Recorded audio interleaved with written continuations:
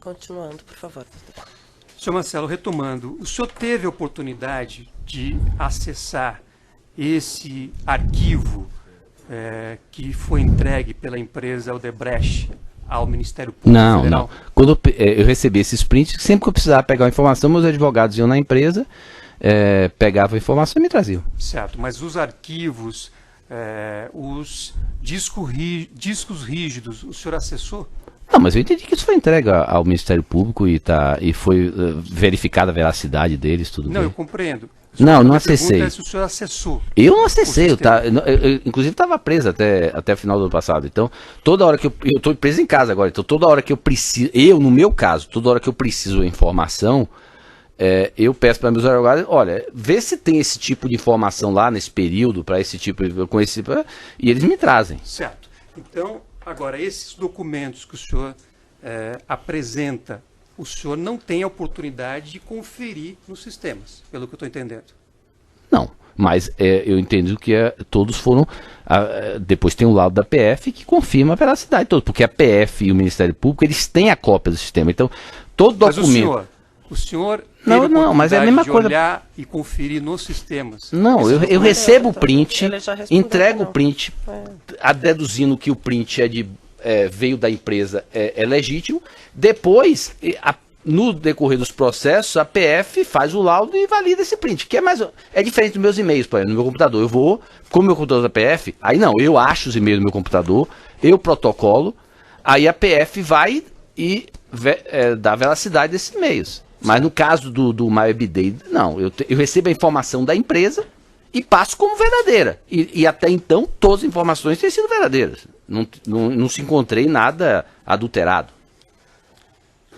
O senhor fez referência durante o seu depoimento à sua relação com o seu pai, doutor Emílio Odebrecht, no grupo Odebrecht. O senhor era subordinado ao senhor seu pai ou ele era subordinado ao senhor da empresa? Meu pai sempre foi, ele é o líder principal da empresa, tá? Até 2008 eu era subordinado a Pedro Novis, que sempre foi subordinado a meu pai. A partir de 2009 eu passei a ser subordinado diretamente a meu pai, como presidente do conselho. Certo, então eu posso concluir que a decisão final cabia sempre ao seu pai em relação às iniciativas. Não, veja bem, aí depende do âmbito de delegação. Todo empresário da organização tinha seu âmbito de delegação. Então, do diretor do contrato, ao diretor superintendente, ao LE, ao DP, ao presidente do conselho, cada um tem seu grau de delegação, tá certo? Então, não todas as decisões, nem todas as decisões cabiam a mim, nem todas as decisões cabiam ao LE, muitas eram tomadas na base do contrato. No que tange especificamente, porque é importante essa denúncia, por exemplo, o que eu quis dizer, dentro do grupo existia relações estabelecidas, e aí existia o que a gente chamava de padrinho, ou seja, cada autoridade, cada agente público tinha dentro do grupo uma pessoa que era a principal relação dela, que a gente chamava de padrinho interno. No caso de Lula, a relação era de meu pai. Portanto, sim, nada que eu tratasse, direta ou indiretamente, certo? Ou qualquer outro tratasse, direto ou indiretamente, em relação a Lula, deixaria de ter a aprovação e anuência de meu pai. Como era o caso, por exemplo, já na questão Dilma, não. A relação com Dilma era minha.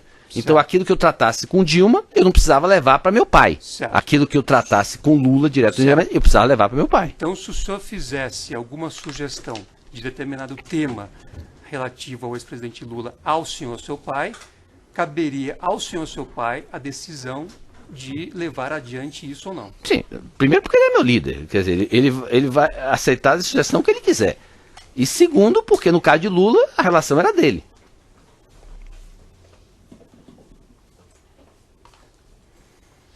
Mas eu volto a afirmar, quer dizer, não era tudo que meu pai decidia, nem tudo que eu decidia, cada um tem seu âmbito. Mas no que tange a Lula, sim. Perfeito. Senhor Marcelo, o senhor no começo desse depoimento já foi alertado pela meritíssima juíza de que... Eu posso só esclarecer, só para ficar claro assim, vamos pegar o exemplo do contexto italiano. O que é que eu me lembro de ter falado com meu pai? Meu pai sabia do valor global, certo? Que eu inclusive reclamava várias vezes, Ele soube especificamente do assunto do refis da crise, ele soube do rebate, inclusive porque o rebate foi através de Paulo Bernardo, que foi indicado por Lula, foi indicado para mim, para falar comigo, através de Lula, falou para meu pai, para Paulo Bernardo me procurar, e meu pai sabia, por exemplo, dos pagamentos que eu fiz para o Instituto Lula, para o assunto lá do terreno. Agora, ele não sabia o detalhe, por exemplo, aquelas alocações internas que eu fiz, eu botei em junho, ou alguns pagamentos que não tinham nada a ver com Lula, eu não necessariamente comentava com meu pai. Então ele sabia o valor global e sabia aqueles que foram contrapartidas, porque tinha relação com Lula, e alguns pagamentos que tinha mais relação com Lula, digamos assim. Mas não necessariamente o detalhe de tudo. E já na pós-Itália, que era com Guido, ele sabia menos ainda, porque não necessariamente eu precisava, porque aí a relação com o Dilma já era minha. O senhor conhece o senhor Rui Lemos Sampaio? Sim.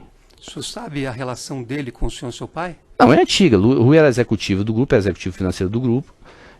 Saiu da Odebrecht em 2008, 2009.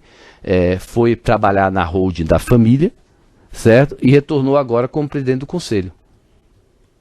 Certo. E o senhor sabe dizer se o senhor Rui fazia alocações no departamento de operações estruturadas? Não, alocações, veja bem, em tese, eu acho que tinha uns 500 executivos que faziam isso. Então, o Rui, se ele fez ou não, eu não posso dizer. Agora, que ele, no cargos que ele ocupou, ele tinha delegação para fazer, tinha. Se ele fez ou não, eu não sei. Mas ele era um daqueles que tinham, digamos assim, delegação para fazer pagamentos não contabilizados. E para receber pagamentos também do setor de operações estruturadas? Aí, veja bem, aí até questão dos bônus não declarados, né? Porque eu imagino que, veja bem, grande parte das pessoas que eram dos diretos do meu pai, que respondiam a meu pai, meu pai tinha o hábito de fazer uma parte dos pagamentos não declarados, de maneira não declarada. Por iniciativa dele, ele achava questão de relativismo, não sei. Ou seja, na verdade ele queria guardar para ele uma parte do valor que ele, sem que as outras pessoas soubessem por uma questão de relativismo. Esse é um dele, acho que foi isso, essa é uma opinião minha. Então, na verdade é o seguinte, eu imagino que é provável sim, que ele tenha recebido, eu diria até que com certeza, eu acho que tem, não, com certeza, ele todos quase diretos do meu pai receberam. Eu tenho inclusive, tenho que me lembrar aqui, acho que essa informação chegou, eu digo com certeza, acho que todos os diretos do meu pai receberam bônus não declarados, entendeu? É possível então que o seu Rui tenha recebido valores desse departamento. Essa informação com certeza eu até devo ter, mas eu não estou me lembrando se Rui especificamente, entendeu? Mas com certeza, com certeza. Certo. O senhor foi aqui já alertado no início do depoimento que o senhor estava prestando depoimento na condição de colaborador. Isso significa que o senhor firmou com o Ministério Público um acordo, correto? Foi. Nesse acordo, o senhor sabe dizer, ainda que por estimativa, o número de crimes que o senhor indica ter praticado? Veja bem, eu não indico nenhum crime, eu indico os fatos.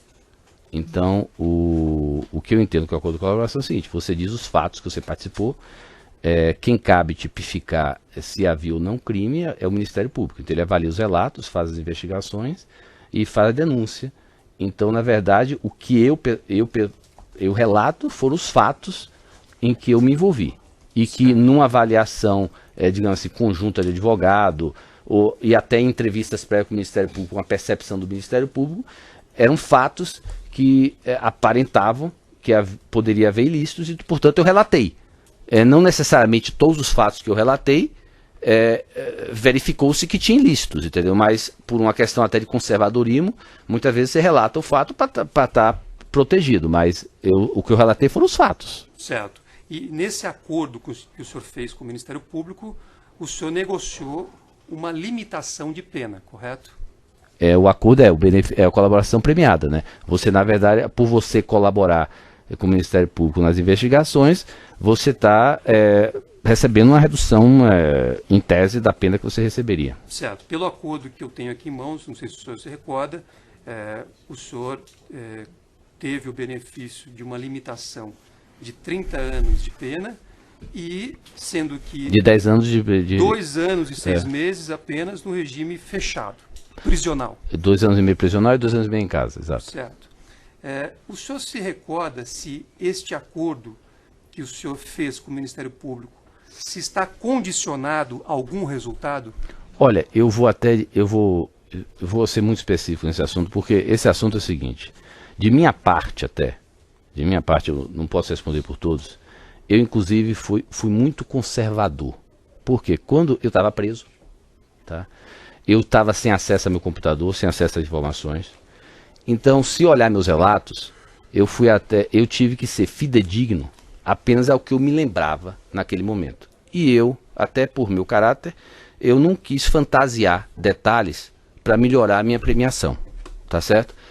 Inclusive agora, de posse dos meus e-mails, certo?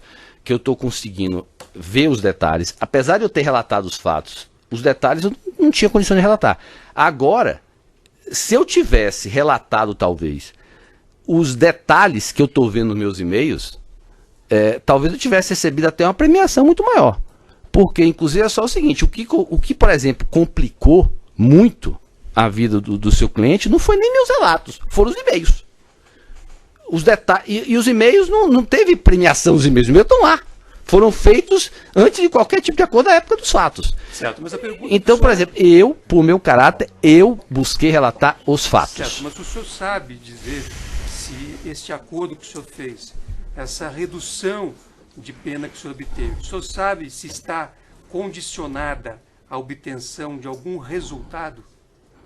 Não, o que existe é o acordo a lei de colaboração é pública. Existe uma questão da efetividade. Obviamente que você relatou os fatos. Agora, a efetividade só se dá quando você traz as provas de corroboração. Então, é óbvio que você tem que depois demonstrar. Mas a efetividade não tem a ver com a questão subjetiva. São provas objetivas, provas de corroboração. Então, de fato, quem for até capaz de trazer mais provas de corroboração, até pode ter uma efetividade melhor. Os acordos prevê isso. O senhor não lembra de ter a palavra resultados no seu acordo? Resultado? Não, mas pera bem, o que se chama de resultado? Porque o resultado é verdade. A palavra resultados. Não existe isso. Na verdade, sim, não existe resultado. Eu não me lembro de existir esse negócio de resultado. Resultado? Não. O que existe é efetividade. Eu afirmei já. A efetividade é em você ser efetivo para comprovar aquele fato. Inclusive, até para inocentar. Eu entendo até que quando vem uma denúncia e eu trago prova de corroboração que inocenta um determinado réu, eu estou sendo efetivo. Eu estou sendo tão efetivo quanto eu incrimino. Eu não acho. Eu acho que o que está se buscando é verdade. A minha capacidade de provar a verdade, diferente de relatar. A minha capacidade de provar a verdade é que eu acho que vai definir minha efetividade. Então, o senhor não identificou nenhuma condicionante no seu acordo? Não existe isso. Eu acho que o Ministério Público, você falou, você tem que falar a verdade. Eu acho que você pode olhar meus relatos e eu procuro não incriminar ninguém. Eu simplesmente falo os fatos, como eles ocorreram. Tá bom, sem mais perguntas. Alguma outra defesa?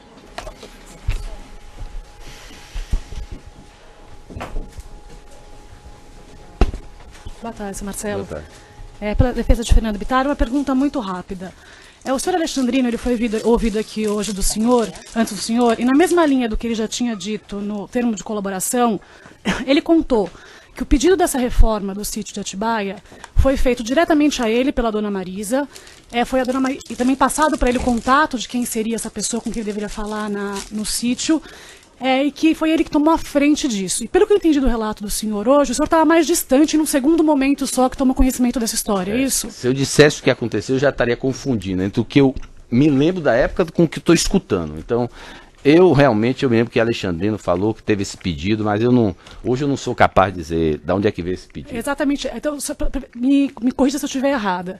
É correto eu concluir que os detalhes disso, quem tem, como é que foi o pedido, quem fez, em que termos, quem tem é o próprio Alexandrino, que foi quem cuidou disso diretamente. Pelo que eu me lembro, foi Alexandre. Foi o que eu me lembro, que é Alexandrino. Só isso, não sei se meu pai pode ter também. Né? Ótimo. Obrigada, excelência. Alguma outra defesa? Doutor? Sem perguntas, então está encerrado.